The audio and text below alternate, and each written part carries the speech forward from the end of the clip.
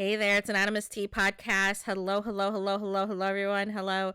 Hope you guys are all doing well. So we are talking about the diversity roles that are slowly disappearing 3 years after George Floyd's death, you guys. So let's talk about it. So this is coming from Black Enterprise. It says, after the murder of George Floyd, corporations made headlines for hiring leaders in the diversity, equity, and inclusion space. 3 years later, those roles are slowly disappearing. NBC News reported that in 2020, the DEI roles increased by 55%. By the end of last year, that number dropped to 33% compared to the number of non-DEI roles of 21%. Instead of creating more equal opportunities for Black employees like companies pledge to do, they are taking the easy way out. So I am not surprised by this. Senior economist at Revalio Lab, sorry if I'm completely butchering that. Rehan Ayes has been paying close attention to the layoffs and feels that the data shows the impact to change is wearing off. I always say that it's so easy to make public statements and commitments because no one will eventually check to see if you're committed to the things that you are committed to. In 2020, a lot of companies made big commitments, big statements around the DEI roles and goals. And as we are observing turning out of that tide, it is very timely that we actually look into the companies and see if they have kept up those big statements they made.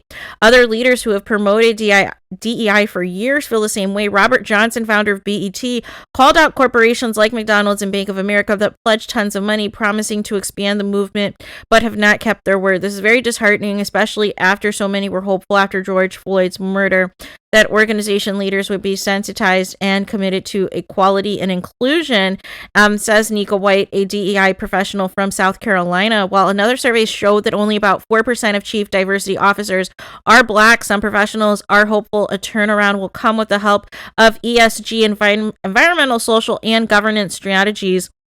National Urban League's SVP of Corporate DEI and ESG Strategies, Chris Metzler, feel it's the way to play. ESG is the way forward, Metzler said. We are still in that old affirmative action, equal employment opportunity definition of diversity, which is part of the reason why we are not moving in any significant way. So I felt a few things. I felt that, with COVID and everything else, I felt that there was a window of opportunity, you guys. I felt there was a window of opportunity where Black people had the opportunity to get into some of these roles, that these big statements were eventually going to have to be like, okay, put your money where your mouth is, practice where you preach with these organizations and these companies. But I saw it for myself. I saw the support that was dwindling. I saw the different rates of unemployment, who was being impacted and everything else. And I saw, initially there were all of these faces, at these organizations, and those faces are no longer there, you guys. Those faces are no longer there. And it's like, there's so many people who pretend to be woke and pretend to be, against certain things, only for when the dust is settled to basically go back to, only having their people in the corporate spaces they want them to be in, you guys. And it has to stop. I think the problem is, the one thing I will say, there's a couple issues with social media, right? A couple of drawbacks. But the biggest drawback, I think, is, and this is what we saw with 45, is how easy it is to push fake news, right? And how easy it is to viral and trend for something, and it went viral, it went trend, it was the hot thing for all of these companies to say, you know what, we are going to get behind, we are going to hire more Black people at our companies, we're going to have more Black people in more executive positions in our companies. And it all looked good because everybody was so outraged, everybody had the mental image of George Floyd's murder, and everybody was like, enough is enough, this has to stop, right?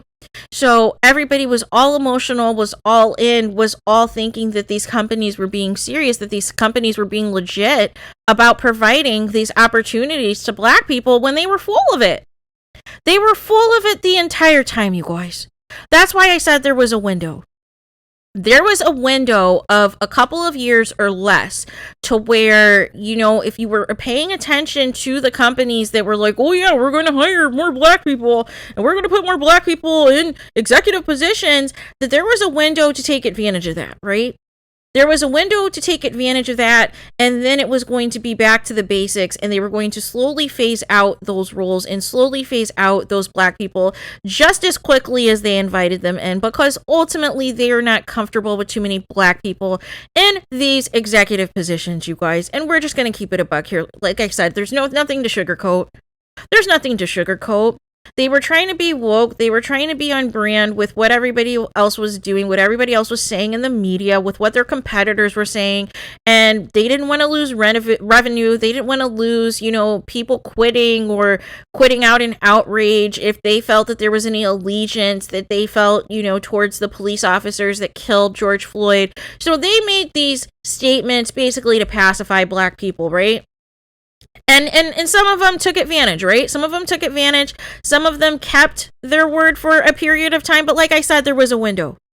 There was a window. And then once that window closed, it was going to be back to the bases. And they were going to slowly phase out the black people once again, either via layoffs, or they were going to close the position altogether and basically make it so that it was back to being predominantly white in those spaces, you guys. And it's just unfortunate, right? And it's just so unfortunate. And this is why there's so many black entrepreneurs trying to do it themselves. Because why report to people who don't want you there to begin with? Why report to people who do not want you to be there to begin with when you can report to yourself and make the rules yourself and make your own rules yourself, you guys? But yeah, I always felt that, this was never genuine on the part of these companies, that they just didn't want to be a part of the backlash, and they didn't want to happen to them, with what other happens to other people that basically get, boycotted and things of that nature, that they wanted to be on the right side of things temporarily. But the problem with social media is everything is so fleeting. Everything is so fleeting. One day you can be on the right side of things. The next day, the completely opposite can be trending and can be going viral for all the wrong reasons. And then all of the people who pretended to be woke, who pretended to be in solidarity, are now showing their true colors and now showing that all along they were never really for this. All along, they never really wanted to make these diversity positions available to black people. All along, they didn't want black people to be in executive level roles because that was too much black people for them to see at the boardroom tables, you guys.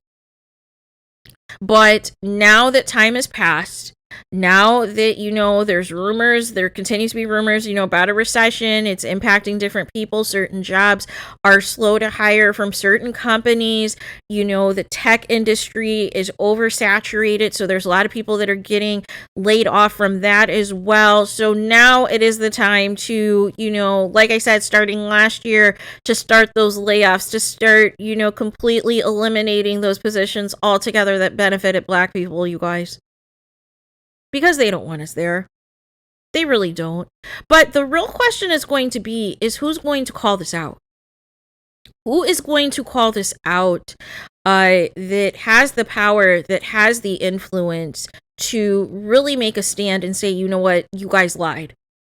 You guys lied. You guys jumped on the bandwagon of George Floyd's death to try to make it look good, to try to appease black people, to make it seem like you were going to provide them opportunities and that there were going to be opportunities for them to either be in executive positions or be on a track towards an executive position, only for that to basically disappear within the next couple of years. Just as quickly as you said it in 2020, it's as quickly as over, nearly half of those positions are gone now and continuing to be gone, right? So it's just unfortunate, you guys, when it's all said and done. So there is that. So let me know what you guys think about this. What do you guys think about the promised roles in executive positions for black people and these diversity initiatives, all to sound, nice and beautiful and bubbly in the moment at the height of the George Floyd death, to now only basically literally renege on everything, you guys. Like that's what we have. So let me know what you guys think about this. Please sound off about this in the comments, right? So there is that. So please, if you have not already, please do not forget to like, comment, and subscribe. Hit the notification bell so you're notified the moment I post new content on my channel. And with that being said, I'll talk to you guys again very soon.